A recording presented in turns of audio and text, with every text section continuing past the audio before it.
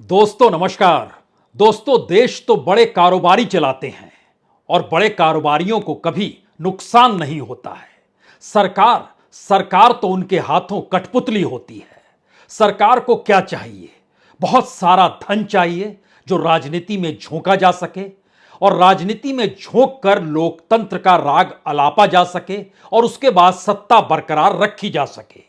देश तो कारोबारियों के हाथ रहता है और कारोबारी को नुकसान ना हो तो सब कुछ वही तय करते हैं। उन्हें पता होता है किस बाजार में किस उत्पाद की कितनी कीमत वसूली जा सकती है। गरीब हो सकता है उसमें पिसता चला जाए, मिडिल क्लास यानी मध्यम वर्ग हो सकता है उसमें उसके माथे से हमेशा पसीना चूता हुआ दिखाई दे, जिसके कंधे पर परिवार को ढोने का बोझ हो।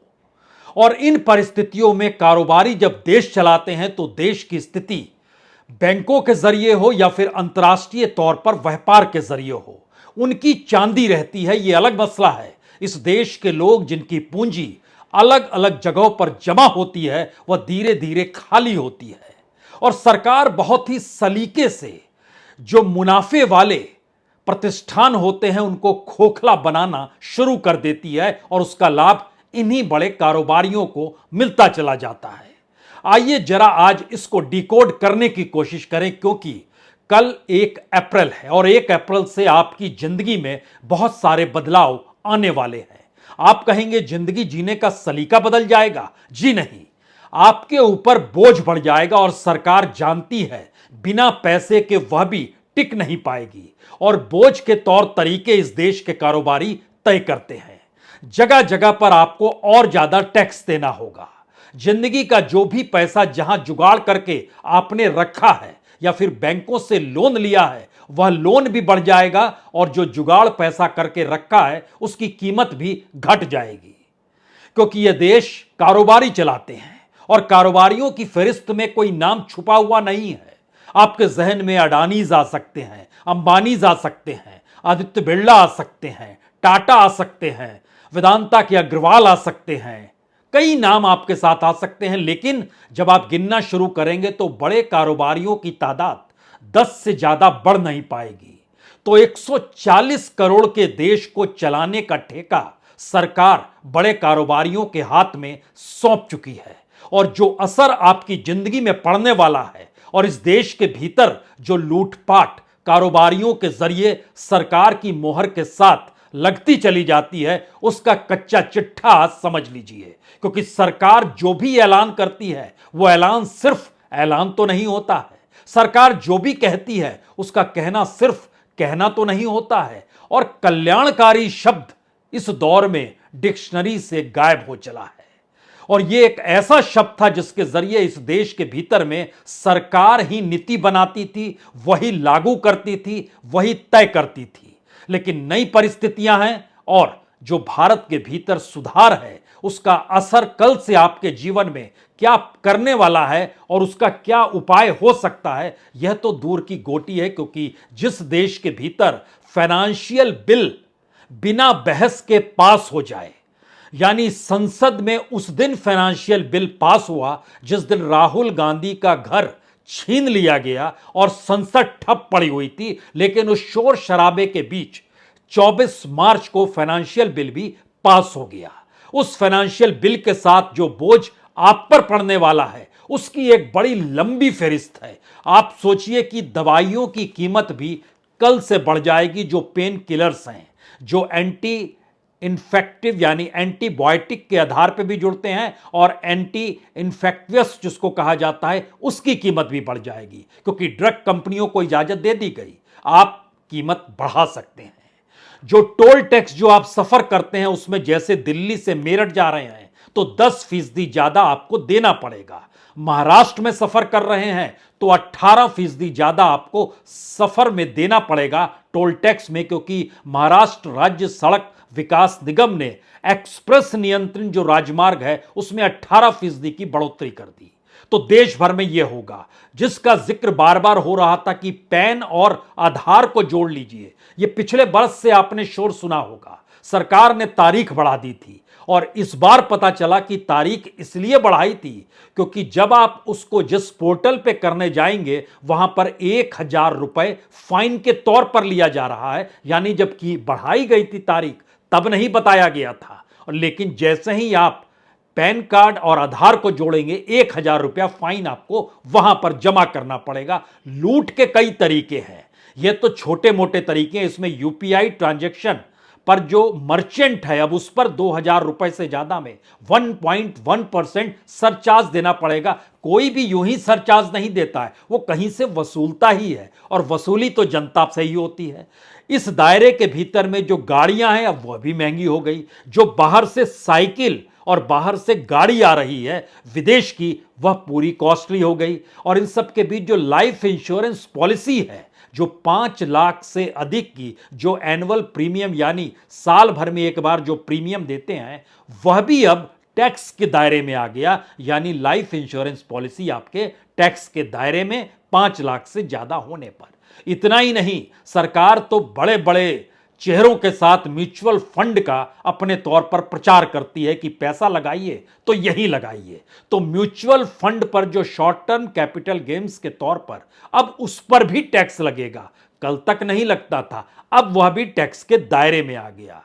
जो सीमा शुल्क होता है, जो कस्टम होता है, वह गोल्ड पर बढ़ गया, वह चांदी पर बढ़ गया। सोने चांदी दोनों पर बढ़ गया।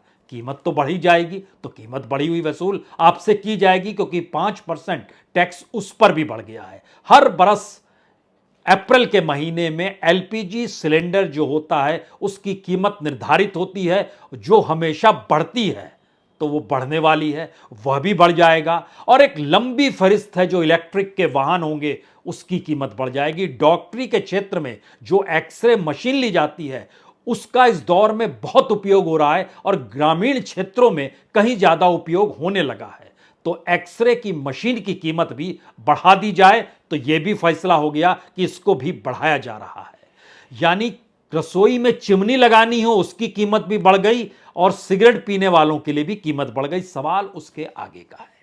सवाल सबसे बड़ा यह है कि जो आप कर्ज लेते हैं उसमें रेपो रेट 0.25% बढ़ने की स्थिति में लगभग हरी झंडी आरबीआई दे चुका है। जो बैठक होने वाली है, जो फर्स्ट वीक में अब बैठक शुरू होगी अप्रैल में, उसमें 0.25 यानी 25% बेसिक पॉइंट जो बढ़ेंगे, तो ये पहली बार भारत के भीतर में हाईएस्ट रेपो रेट बढ़ेगा, जो 6.75 पर आ जाएगा। रेपो रेट बैंकों का खेल है जी नहीं।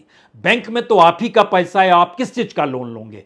होम लोन लोगे, आप कार के लिए लोन लोगे, आप पर्सनल लोन लोगे, सभी की ईएमआई बढ़ जाएगी, और जो पहले लिए हुए थे उस प्रोसेस में और बढ़ जाएगी। बचिएगा कैसे? और ऐसा नहीं है कि इस देश के भीतर में महंगाई को लेकर आरबीआई ने कोई नए नए निदान निकाले हों और सरकार के पास कोई पॉलिसी हो, कुछ भी ऐसा नहीं है। ये तो सरकार के लूट के तौर तरीके हैं, जिसमें पॉलिसी के जरिए आपको चीजें नजर आती है, और रिजर्व बैंक कहता है देखिए अमेरिका के सेंट्रल बैंक और फेडरल बैंक ने नहीं बढ़ाई क्या, हम भी बढ़ाएंगे। तो हम क्या अमेरिका हो गए, या हम विकसित देश और विकासशील देश के बीच खड़े हैं, या हम गरीब देश हो गए हैं? इन परिस्थितियों के भीतर जरा समझिए कि पूरे 2022 में मई 2022 0.4% रेपो रेट बढ़ता है, जून में 0.50% बढ़ता है, अगस्त में 0.50% फिर बढ़ता है, सितंबर में 5.0 फिर बढ़ता है, दिसंबर में 0.35% फिर बढ़ता है, और बीते फरवरी में भी तो 0.25% बढ़ा था, और इस बार भी माना जा रहा है 0.25% बढ़ेगा। यानी कर्ज लेना आपके लिए महंगा हो जाएगा। अगला सवाल आपके जहन में जरूर आना चाहिए, कर्ज लेना हमारा महंगा होता है, लेकिन जो इस देश को लूट ले रहे हैं, जो बड़े कारोबारी हैं और जिनका रुतबा इस देश में चार्टर्ड में घूमने का है, उन पर क्यों नहीं लगाम लगाई जाती है? तो देश तो वही चला रहे हैं, तो उन पर लगाम कैसे लगेगी? और इस देश के भीतर में जो बचे हुए थे उनकी परिस्थिति इतनी नाजुक हो गई कि इस देश में लगभग 8,80,000 बिलियनियर्स जो थे वह देश छोड़कर बीते 8 बरस में चले गए, क्योंकि वो जान गए इस देश के भीतर बड़े कारोबारी है नहीं, और छोटे कारोबारी या मध्यम कारोबारी हैं लेकिन सरकार से आपका राफ्ता नहीं है, तो आप कितने दिन खींच पाएंगे? और अगर आप खींच रहे होंगे तो आपसे वसूली भी तो सरकार ही शुरू करेगी। पैसा तो सरकार को चाहिए। सरकार मतलब पॉलिटिकल पार्टी, पॉलिटिकल पार्टी और सरकार मतलब जो सत्ताधारी पार्टी है। और इसीलिए भारत के चुनाव महंगे होते हैं। और उस महंगे चुनाव के पीछे जो पैसा आता है वो पैसा आप ही से रोटेट करके आप ही को डायरेक्ट बैंक ट्रांसफर कर दिया जाए, या फिर चुनाव के वक्त घर घर कितने कितने नोट बांट दिए जाए। सब कुछ इस देश के भीतर में खुले तौर पर चलता है। लेकिन अब यहां पर जरा समझिए, इसका कच्चा चिट्ठा एक हमने निकालने की कोशिश की कि राज्यसभा के भीतर देश के वित्त मंत्री ने जवाब दिया था 13 तारीख को, 13 दिसंबर 2022 को। उन्होंने जो जानकारी दी थी कि एनपीए कितना है। एनपीए का मतलब यह होता है कि जो पैसा लिया गया और वो नहीं लौटा पाने की स्थिति में है, उसकी जानकारी निकल कर आई थी 48,21,000 करोड़ रुपए। और जो उसमें रिटर्न ऑफ किया गया था, सरकार ने जो माफ कर दिया था, वो 22% से ज्यादा का था। यानी अगर आप 2022 को उसके दायरे में ले आएंगे तो आपको जानकर हैरत होगी कि इस देश के भीतर में लगभग 66-67 लाख करोड़ रुपया नन परफॉर्मिंग एसेट के तौर पर है, जो बैंकों के जरिए दिया गया और वो रिटर्न नहीं हो पाया। उसके अलग अलग दायरे चुने गए। वो एनसीएलटी हो सकता है, वो आईबीसी हो सकता है। कुछ को कहते हैं, सरकार कहती है हमने वसूल कर लिया। हम उसका डाटा भी बताएंगे। जो सरकार कहती है वो कितना झूठ, फरेब या लूट पे जुटा हुआ है, यह भी जरा परखिएगा। लेकिन बैंकों के जरिए जो माफ किया गया वह तकरीबन बनता है 14,50,000 करोड़। आपके जहन में होना चाहिए, दिसंबर के महीने में जानकारी दी गई थी कि उससे पहले मार्च तक हमने लगभग 10 लाख करोड़ रुपया माफ कर दिया है। उस औसत को अगर समझना शुरू कीजिएगा, और मौजूदा वक्त आज फाइनेंशियल ईयर का आखिरी दिन है, आज के दौर में आइएगा तो यह 14.5 लाख करोड़ सरकार रिटर्न ऑफ कर चुकी है। और बड़े कॉरपोरेट लोन जो 8 साल में नहीं लौटा पाए और उसको साइफन ऑफ कर दिया गया, जो निकाल दिया गया, वह अकेले 12 लाख करोड़ का है। और इसके दायरे में क्या होता है, जो बैंक का बोर्ड हो, वहां पर तो जनरल मैनेजर बैठा हो, जो सीएमडी बैठा हो, पॉलिटिकल तौर पर इशारा होता है और वो चीजों को डेवलप कर देता है। और उसमें 90 दिन से लेके 4 साल के बीच में यह एक यात्रा होती है कि 90 दिनों में आपने नहीं लौटाया तो आपको किस कैटेगरी में रखेंगे, फिर आपने 120 दिनों में नहीं लौटाया तो किस कैटेगरी में रखेंगे। और यह कैटेगरी होते होते 4 सख्त आती है और 4 बरस के बाद यह मान लिया जाता है अब इसको माफी कर दो तो अच्छा, ये लौटाएगा तो नहीं। और वो कारोबारी होता है। और कारोबारी की ताकत इस देश में कितनी मजबूत है यह तो आप समझ गए होंगे अडानी कांड के बाद। हम उस पर भी आएंगे, लेकिन उससे पहले एक आईएमएफ की रिपोर्ट आई। आईएमएफ ने बताया भारत तो दुनिया में टॉप पर है जो बैंकों से कर्ज लेकर ना लौटाते हों, और दूसरी तरफ भारत के भीतर जो कर्ज लोअर क्लास, किसान, एमएसएमई से जुड़ा हुआ शख्स या कोई पर्सनल लोन के तौर पर लेता है, जो बहुत कम रकम देता है, वह लौटा देता है। उसका परसेंटेज एक लिहाज से ठीक है। लेकिन बड़े कारोबारी जो एनपीए के शक्ल में आते हैं और सरकार को रिटर्न ऑफ करना पड़ता है। इस रिपोर्ट ने बताया कि दरअसल कनाडा में बैंकों का जो एनपीए है वो 0.4% है, चीन के भीतर 1.7% है, मलेशिया में भी 1.7% है, इंडोनेशिया आगे निकल गया 2.6% पे पहुंच गया, इटली और आगे निकल गया 3% पे पहुंच गया। रशिया के भीतर सत्ता का खेल चलता है और सत्ता के इशारे पर काम होता है, तो वहां वो बढ़ते बढ़ते 8.3% पे चला गया।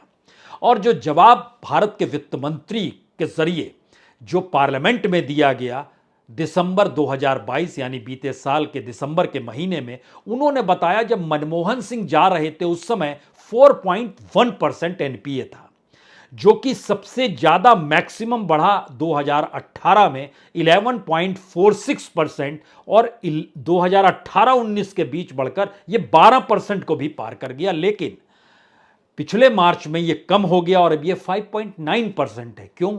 क्योंकि हमने माफी कर दी। और सितंबर तक का डाटा निकाला गया तो पता चला फिर से ये 6.5% हो गया है। ये कौन सी स्थितियों के बीच कैसे खेल चलता है? क्योंकि जिस लिहाज से एनपीए बढ़ा है, अगर आप ध्यान दीजिए तो मनमोहन सिंह के दौर में 2,51,000 करोड़, और 2018 में जब हाईएस्ट पे था 4 बरस में 4 गुना ज्यादा 9,63,000 करोड़। और जो माफी दी जाती थी मनमोहन सिंह के काल में और जो मोदी काल में जो माफी दी गई बैंक की किताब ठीक करने के लिए, आज भी बैंक के फाइनेंशियल ईयर का आखिरी दिन है तो बुक ठीक की जाती है और उसी बुक में ठीक करने में बताया जाता है अच्छा इतना एनपीए, इसको माफ कर दीजिए, छोड़िए, इसको बट्टे खाते में डाल दीजिए, बाद में देखिएगा कैसे वसूली होनी है, कब होनी है, छोड़िए, इसको बुक ठीक रखिए, क्योंकि हमको डाटा रखना है देश के सामने। एक किताब है हमारे पीछे अरविंद सुब्रमण्यम की। अरविंद सुब्रमण्यम जो सरकार के एडवाइजर रहे हुए थे, अरुण जेटली के वक्त में थे, इन्होंने इसमें बड़ा शानदार तरीके से बताया सरकार डाटा मैनेज कैसे करती है। छोड़ के चले गए जब अरुण जेटली जी का निधन हुआ, उसके बाद ये छोड़ के चले गए, लेकिन गड़बड़ियां शुरू हो चुकी थी, गड़बड़ियां बहुत रफ्तार से चल रही थी और होते होते स्थिति कितनी नाजुक हो गई, इसका कई रूप आपके जहन में आएगा, लेकिन एक रूप यहां पर हम बताएं। जब इसका असर पड़ता है तो देश की हर योजना पर असर पड़ता है और इस देश के भीतर में जितने भी प्रोजेक्ट्स इंफ्रास्ट्रक्चर से जुड़े चल रहे हैं वो लेट होने लगते हैं। पैसे की तंगी होगी, भूमि अधिग्रहण करने में मुश्किल होगी, कहीं पे कुछ क्लियरेंस नहीं मिल रहा होगा, कहीं इंफ्रास्ट्रक्चर सपोर्ट यानी वही पैसे का ट्रांसफर नहीं हो पा रहा होगा। इस चक्कर में जो प्रोजेक्ट्स थे 1,418 टोटल प्रोजेक्ट्स थे, ये सरकार का डाटा है, उसमें से 346 इंफ्रास्ट्रक्चर से जुड़े प्रोजेक्ट थे, ये सभी लेट हो गए हैं। दरअसल 72 प्रोजेक्ट ऐसे हैं जो लगभग 1 साल तक लेट हुए हैं, 171 ऐसे हैं जो कि लगभग 2 साल तक लेट हुए हैं, 355 ऐसे हैं जो 5 साल तक लेट हुए हैं और 125 ऐसे हैं जो 5 साल के बाद भी पूरे कैसे होंगे, किस रूप में होंगे। ये 823 ऐसे प्रोजेक्ट हैं जिनका एवरेज लेट टाइम निकालिएगा तो 38 महीने का निकलेगा। और इसका असर क्या होता है? 38 महीने यानी 3 साल 2 महीने। इसका असर क्या होता है? इसका असर यह हुआ कि जो कीमत निर्धारित थी वह कीमत निर्धारित वक्त में पूरी होती तो तकरीबन 20,38,000 करोड़ रुपए खर्च होता, लेकिन एंटिसिपेटेड अब कहा जा रहा है कि अगर मान लीजिए जो आज की तारीख में जितना लेट मान रहे हैं अब ये 24,84,000 करोड़ होगा, तो यानी 4,46,000 करोड़ का बोझ इसी देश की जनता पर वसूली कैसे होगी। यह सवाल इसलिए बड़ा हो जाता है क्योंकि सरकार जब जिक्र करती है हमने बहुत काम किया है, किस रूप में किया है, तो हमें लगता है सरकार ने जो जानकारी 21 मार्च को ही पार्लियामेंट के भीतर दी उसको परखना चाहिए। उसको इसलिए परखना चाहिए क्योंकि 2017-18 में पहली बार प्रधानमंत्री ने छाती ठोक कर कहा था कि दरअसल हमने शेल कंपनियां इस देश में 3 लाख काम करती थी और देखिए किस तरीके से नोटबंदी के बाद 2,10,000 शेल कंपनियां बंद कर दी गई। जनता को अच्छा लगा सुनने में, लेकिन यह मार्च 2023 में जो जवाब दिया गया उसमें कहा गया हमें कोई जानकारी नहीं है शेल कंपनियों के बारे में, हम जानते ही नहीं हैं। और इस दायरे को जब उन्होंने कहा तो उसके बाद मामला आया कि सरकार जवाब तो दे, पनामा पेपर था, पैराडाइज पेपर था, इतने लीकेज होकर आ रहे थे, उसमें कितनों को वसूला। सरकार ने फिर ताल ठोकी और कहा 13,800 करोड़ रुपए हमने वसूल किए हैं। ये पनामा और पैराडाइज लीक्स पेपर का जो जिक्र था, इसकी रकम जो बताई गई थी उस समय वह तकरीबन 2 लाख करोड़ से ज्यादा की थी। सरकार ताल ठोक रही है 13,800 करोड़ पे।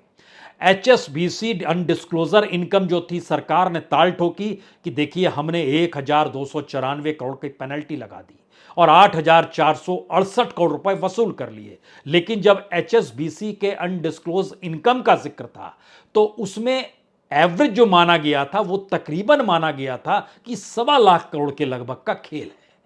वसूली कितनी है? 8,468 करोड़।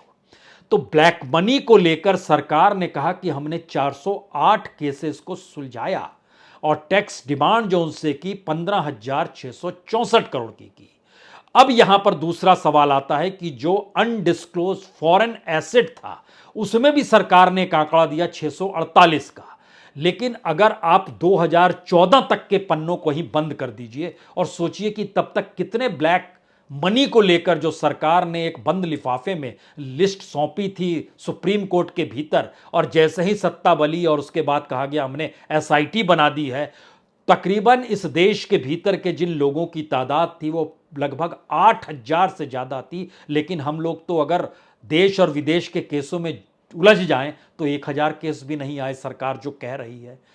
वसूली, लोगों से सामना करना और इन सब के बीच मुश्किल हालात इस देश को कारोबारी अगर चला रहे हैं तो आखिरी बात ध्यान से सुन लीजिए, क्योंकि बोझ आप ही पर पड़ना है। लूटपाट इसी देश के भीतर होनी है, बड़े कारोबारियों का हित इसी देश के भीतर साधा जाना है। तो बड़े घरानों का दबदबा और देश के कारोबार में बड़े कारोबारी समूहों की सबसे बड़ी हिस्सेदारी अगर इकोनॉमिक रिफॉर्म के बाद से चले तो दुगने से ज्यादा उनकी हिस्सेदारी इस दौर में बढ़ गई। और बढ़ते बढ़ते जो कंपनियों की खरीद होती है, जो मर्जर होता है, जो अधिग्रहण किया जाता है, जो कंपनियां बीमार हो जाती हैं, उनको कैसे एनसीएलटी और आईबीसी के जरिए उनको सौंप दिया जाता है, इस दायरे में आएंगे तो इस देश के भीतर में जो कहा जाता था कि बड़े कारोबारियों के हाथ में देश रहेगा, तो इस देश में प्रतिस्पर्धा कभी नहीं आएगी। और बड़े कारोबारी खुद को, जो 8-10 होंगे, नेशनलिस्ट ही बताएंगे, क्योंकि सरकार नेशनलिज्म के तहत ही तो सारे धंधे करेगी। तो क्या एक ऐसी परिस्थिति है कि जब आप सत्ता में रहें तो राष्ट्रवाद की घुट्टी कुछ इस तरीके से पिएं और पिलाएं कि कारोबारी जो मुनाफा कमा रहा है उसका मुनाफा भी राष्ट्रहित में लगने लगे और राष्ट्रवाद उसके साथ जागृत हो जाए? यह इसलिए सवाल है क्योंकि जो नेशनल चैंपियन कंपनियां बनती है ना, वो बड़ी तेजी से ओवर लेवरेज हो जाती है और फिर जब धराशायी होती है तो क्या होता है, ये अडानी कांड में नजर आया। 12, 13, 14 लाख करोड़ स्वाहा हो गए। किसके डूबे? निवेशकों के डूबे, बैंक के डूबे, इस देश के पब्लिक सेक्टर ने जो पैसा लगाया था उसके डूबे। इन परिस्थितियों के भीतर अगर देश की इकोनॉमी को नुकसान पहुंचा, जिम्मेदारी कौन लेगा, कैसे ली जाएगी? तो कल से जो बोझ पड़ने वाला है उसके ठीक समानांतर इस बात को ध्यान में रखना ही पड़ेगा कि इकोनॉमी के भीतर की लूटपाट उस राजनीति से हटकर होती है जो राजनीति हंगामे और शोरगुल के बीच अपनी ताकत का एहसास कराती है। लेकिन जब आप पूंजी को हड़पना शुरू करते हैं तो देश गरीब होते जाता है। और यही वो वजह है कि इस देश को 5 किलो अनाज देने का खर्चा सिर्फ 2 से 2.5 लाख करोड़ रुपए सालाना है और 2 से 2.5 लाख करोड़ रुपए की लूट बड़े कारोबारी चुटकी बजाकर कर लेते हैं इस देश के भीतर और राष्ट्रीय संपत्ति की लूट हो जाती है। और उसको इसलिए लूट नहीं माना जाता है क्योंकि उसमें सरकार का ठप्पा लगा होता है, जिस सरकार को हमने और आपने ही चुना है। और उस सरकार कहती है आप ही ने तो चुना है, 5 साल की सारी ताकत तो हमें दे दी। तो सारी ताकत जब है तो हम ही सबसे बेस्ट जज हैं, हम ही सबसे बेस्ट ब्यूरोक्रेट हैं, हम ही सबसे बेस्ट एडिटर हैं। तो जनता ने हमको चुना है, आप तीनों को चुनाव लड़ने नहीं जाना है, हमको लड़ना है। तो हमारे हिसाब से चलिए, अन्यथा चलने नहीं देंगे। बहुत बहुत शुक्रिया, बहुत बहुत शुक्रिया।